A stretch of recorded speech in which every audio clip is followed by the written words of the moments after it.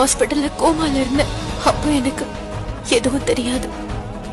ஒருத்தர் கஷ்டத்துல இருக்கும் போது தனக்குள்ள இருக்கிற வேதனைகளை இதயத்துக்கு நெருக்கமான ஒருத்தர் கிட்டதான் வெளிப்படையா பேசி அதை கொட்டி தீப்பாங்கன்னு சொல்லுவாங்க. மனசுல இருந்த வேதனைகளை உன் அம்மா கிட்ட சொன்ன.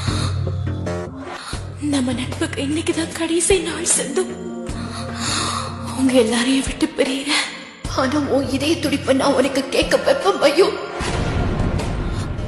சொன்ன மாதிரியே அவ அதை கேட்க வச்சுட்டா. சொன்னதை சாதிச்சு காட்டிட்டா.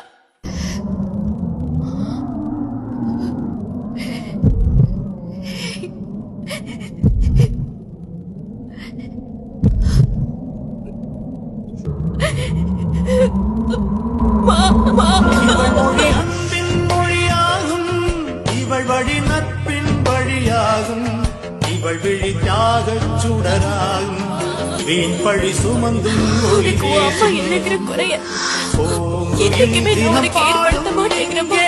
ஆசையின் பல்லவி.